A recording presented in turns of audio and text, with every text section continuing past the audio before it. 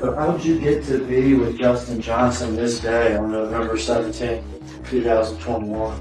Uh, we knew that, they had heat on Dolph and them head or whatever, so Who had a hit on whose head? Big Jook had a hit on Dolph head or whatnot, so How do you know that Big Jook had a hit on Dolph's head? Cause Quit had told me about it, Quit, and you know what I'm saying, being just How much money was it supposed to be? 100,000. The streets of Memphis were never quiet, but November 17th, 2021, changed everything.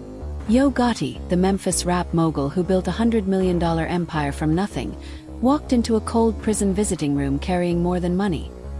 He carried vengeance, strategy, and the weight of a city watching every move. At the center of it all was his older brother, Anthony Big Jook Mims, the invisible general of CMG, the one who handled the empire's dirty work, the logistics, the enforcement, the silent muscle behind Yo Gotti's polished public image. Psychologically, the power dynamic was clear.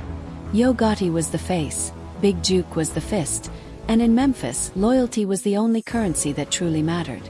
To understand why that day mattered, you have to rewind to the late 1990s, when young Mario, known later as Yo Gotti, was hustling underground mixtapes out of car trunks in the rigorous projects, a place where poverty and violence claimed dreams before they even started. By 2012, with his album Live from the Kitchen, he emerged on the mainstream radar, and by 2016, Down in the DM had cemented his national presence. But while others chased hits, Yo Gotti built an empire. CMG, once cocaine music group, became a powerhouse with artists like Moneybagg Yo, Black Youngsta, Glorilla, and ESTG, partnerships with major labels, real estate holdings, and even a stake in DC United Soccer Club. Behind the glitz, Big Jook orchestrated the operations. Talent scouting, street-level dealings, logistics, and protection, ensuring that Yo Gotti could remain untouchable in public. Then came Young Dolph, Adolph Thornton Jr., a symbol of independence, the paper route empire general who rejected CMG's overtures, choosing self-determination over empire alignment. What started as a business disagreement became a war of reputation, of territory, of survival. Diss tracks, subliminal shots, and near-fatal attacks escalated the conflict. In 2017, Dolph survived over 100 bullets in Charlotte, survived another attempt in Los Angeles, and yet the tension only sharpened. Analysts might say this was hip-hop drama, but the data from past cycles of rap conflicts shows that once violence enters these ecosystems, it rarely stays on the stage. It spills into reality. Then came the fatal day at Makita's Cookies. The murder sent shockwaves through Memphis, not just because a rapper was killed, but because it revealed the invisible chains of coordination, loyalty, and power that had been operating behind the scenes. This was empire versus independence, face versus fist, strategy versus impulsion, and it exposed a truth the culture often ignores. In a world where respect and survival are inseparable, ambition can become lethal. Psychologically, it resonates because it taps into the primal fear of betrayal and the allure of power, showing how even family ties can double as tools of control. And the forward-looking danger is stark. If these dynamics continue, the next battles won't be on stage or social media. They'll be orchestrated, surgical, and unstoppable, and the public will only see the aftermath. So the real question is, when empire and vengeance collide, who truly survives? And at what cost to the culture that watches, fascinated and powerless? All right, so the next one from Justin Johnson to TZ is Dolph rented the whole studio out for the rest of the year. Call Jook, let's make some. Right? That's what it says? That's what it says. And that's July 9th, right? Correct. Okay, because on the slideshow we talked about reaching out to Jook on July 31st, but here they're saying, call Jook, we're about to go shoot somebody. The courtroom revealed a truth that stunned even seasoned observers. Justin Johnson, the man who pulled the trigger, wasn't acting alone. He was in direct communication with Big Jook, the invisible hand of CMG. Text messages, phone logs, and intercepted calls painted a chilling portrait of coordination at the top, a blueprint for murder that had been quietly unfolding behind the velvet ropes of Memphis's hip-hop world. Critics might claim this is circumstantial, but the prosecution's evidence mapped a clear chain of command, one that transformed the narrative from random street violence into a cold, orchestrated hit. At a human level, This resonates because it exposes how empires protect themselves, and how loyalty and fear can be weaponized, turning family ties and business into instruments of lethal control. And that's where the story gets uncomfortable. The violence wasn't spontaneous. It was planned, calculated, and communicated with precision. It shows on 11/16/2021 at 17:37, 15 hours. It's like a 331 second outgoing call from Justin Johnson to Anthony Mims. Right. And you did that much nicer on your slideshow. I just sort of went in and downloaded the actual DDR thing to show all the parking. A single 5.5-minute phone call on November 16, 2021, the day before Young Dolph's murder, spoke louder than any bullet could. Justin Johnson dialed Big Jook, a conversation dense with coded language, a verbal blueprint of what was about to unfold. Analysts might argue that code words are open to interpretation, but combined with accompanying text messages and the timing of the call, the picture becomes undeniable. This was a premeditated orchestration, a moment where empire, vengeance, and meticulous planning intersected. Psychologically, the call exposes the cold calculus behind street loyalty. Fear, respect, and power were being negotiated in real time. At a structural level, this is what separates impulsive violence from strategic assassination, and it underscores the chilling efficiency of organized chaos in Memphis's hip-hop corridors. The implication is clear. Someone at the top was pulling strings while the world watched the headlines, oblivious. This is a text from Justin Johnson to Jook. Can he testify about that, please? Yeah, sure. Who are the texts from? So it's from Justin Johnson to Anthony Mims. And I know there's more than one text, but I'm concerned about the one on record. I'm starting with the first one. Prosecutors laid bare the text messages between Johnson and Big Jook, framing them not as casual chatter but as a synchronized operation designed to execute a murder that would rock Memphis to its core. When defense attorneys questioned whether Big Jook had been properly interviewed, the answer revealed the cracks in the system. Authorities never fully interrogated the alleged architect, leaving critical questions unanswered. At a strategic level, this isn't just oversight. It's a blind spot that allowed power to operate in shadows, and psychologically, it shows how fear and intimidation can manipulate both criminal actors and law enforcement. Critics might say the evidence is circumstantial, yet when you align timing, communication, and the eventual outcome, the narrative of orchestration becomes undeniable. If this pattern continues, it warns of a troubling trend. Empire-driven violence in culture and business may remain invisible until it detonates in the streets. So we've already discussed all the hardware store and all the other stuff. With regards to Jook, did you all ever try to interview Jook? Yes. When did you try to do that? When we executed a search warrant on his phone Okay. when he was at the airport. Okay. It wasn't indicated that you had talked to anyone in the police force, a big detective, that you guys never reached out to him. The courtroom erupted into a new reality when Cornelius Smith, one of the admitted shooters, took the stand, unraveling the threads that connected street-level violence directly to the upper echelons of CMG. This wasn't just a confession. It was a map of orchestration, a chilling blueprint showing how Justin Johnson, the man who pulled the trigger, was not an isolated actor but a node in a network meticulously coordinated by Anthony Big Jook Mims. Smith detailed the timeline, how he was connected to Johnson on the morning of Young Dolph's murder, how instructions were relayed, how the plan unfolded with precision. Psychologically, this moment exposed the mechanics of loyalty and fear in a world where survival is currency. Shooters don't act alone. They follow orders, test boundaries, and execute strategies designed by someone with power to command obedience without ever appearing in the headlines. Analysts might argue that testimony alone can't establish guilt at the top, but paired with phone records, text messages, and prior intelligence, the mosaic becomes undeniable. A chain of command linking ambition, vengeance, and empire.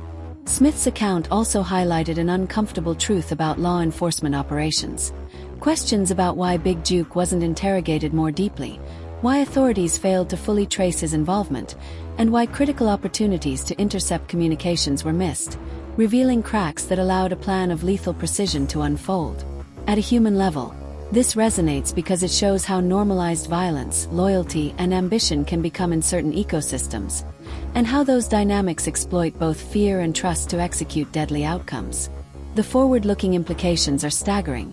When a network like this can operate undetected until catastrophe strikes, it exposes a system where ambition and power can weaponize even family relationships, where influence can be invisible until the consequences hit. Observers of Memphis culture and hip-hop more broadly have seen rivalries before, but rarely with such a clear line from the strategist at the top to the shooter on the street. This isn't about glorifying violence, it's about understanding the architecture of it. Who plans, who executes, who watches, and who survives.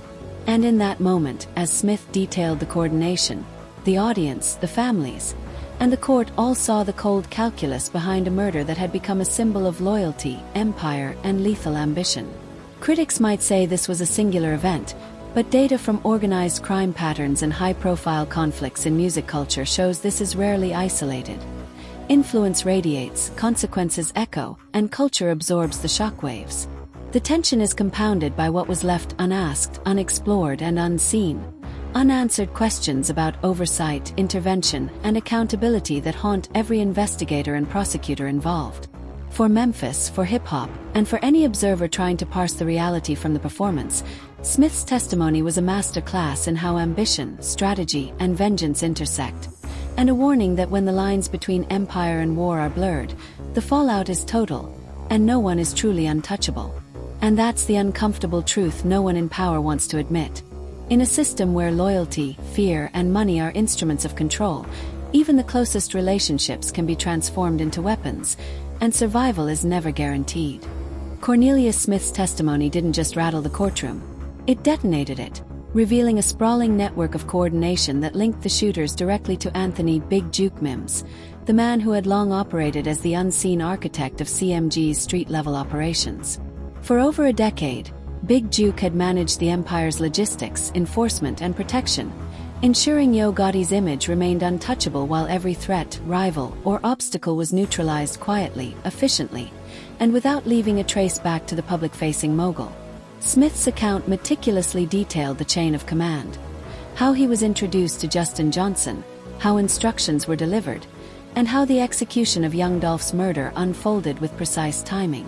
Each moment Smith described revealed not only the operational efficiency of the network but also the psychological dynamics at play. Fear, loyalty, ambition, and a deep understanding of human behavior that allowed orders to be followed unquestioningly. This wasn't impulsive violence. It was a calculated strike orchestrated from the top down, demonstrating how empire, vengeance, and strategy intertwine in ways that the public rarely sees.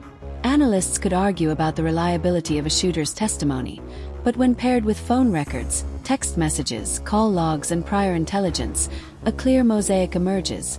Proof of orchestration, communication, and planning that spans days, weeks, and even years. Beyond the logistics, Smith's testimony exposed the human cost, the pressure to comply, the fear of disobedience, and the blurred lines between family loyalty and deadly obedience. In a city like Memphis, where survival often depends on alliances, this dynamic resonates psychologically because it shows how power structures exploit relationships, trust, and fear, turning them into instruments of lethal intent. The testimony also cast a spotlight on law enforcement's blind spots. Despite search warrants, phone seizures, and investigative efforts, authorities never fully interrogated Big Jook or traced every connection, leaving gaps that allowed the network to operate until tragedy struck. Each unanswered question, each procedural oversight, compounded the tension and underscored a larger systemic issue. When power and influence intersect with criminal ambition, traditional oversight can fail, and the consequences ripple outward, devastating communities and culture alike. The cultural implications are equally stark. Young Dolph's murder wasn't just a headline. It was a seismic event in hip-hop, a brutal reminder that independence and defiance in an ecosystem of empires carries real, tangible risks. Critics might claim this is just rap drama, but historical patterns in organized crime and music culture show that power, fear, and strategy rarely stay contained. They radiate, influence behavior, and shape perception in ways that last long after the bullets stop. Psychologically, the public absorbs this tension through stories, social media, and mythology, often romanticizing it. But the human reality remains grim. Loyalty, fear, and ambition are weapons, and even family ties can be converted into deadly leverage. Smith's testimony also illuminated the meticulousness of planning. Phone calls that lasted minutes, coded text messages exchanged in real time, premeditated meetings, and contingency strategies all pointed to a sophisticated understanding of risk and human behavior. At every level, the network operated like a high-stakes military operation. Clear objectives, chain of command, contingencies for failure, and real-world consequences if any link faltered. For Memphis and for hip-hop culture, this was a case study in how ambition, empire, and vengeance collide, showing that even the most public-facing stars are often insulated by operatives working silently behind the scenes. Forward-looking, the implications are chilling. When networks like this exist, violence is rarely random, independence is punished, and the culture is forced to absorb consequences that are both symbolic and deadly. It's a lesson in human behavior, power structures, and societal oversight. When ambition becomes lethal and loyalty is weaponized, no one is untouchable, and survival is never guaranteed. And yet, beyond the fear and the headlines, there's a narrative of calculation, strategy, and cold precision that fascinates, horrifies, and instructs simultaneously. Observers can dissect the legalities, the cultural ramifications, or the street-level mechanics, but the uncomfortable truth that Smith's testimony forces us to confront is this. In a system where money, reputation, and influence collide with vengeance, the architecture of violence is deliberate, the consequences are profound, and the line between family and strategy is razor-thin. This isn't just a murder case. It's a masterclass in power, loyalty, and the dangerous intersections of ambition and control, a warning that when empire and war converge, the fallout reverberates far beyond the immediate tragedy. And as the courtroom absorbed each detail, the broader lesson became undeniable. In Memphis, in hip-hop, and in any culture where power is concentrated and loyalty is weaponized, survival is conditional, influence is invisible, and the consequences are total. The question isn't whether this could happen again. It's when. And who will be next to pay the price for a network that knows how to move in silence, strike with precision, and protect the face of the empire while leaving chaos in its wake? So how did you get to be with Justin Johnson this day on November 17th, 2021? We knew that, they had a hit on Dolph in them head or whatever, so Who had a hit on whose head? Big Jook had a hit on Dolph head or whatnot, so How do you know that Big Jook had a hit on Dolph's head? Cause Quick had told me about it, Quick, and you know what I'm saying, being just How much money was it supposed to be? 100,000.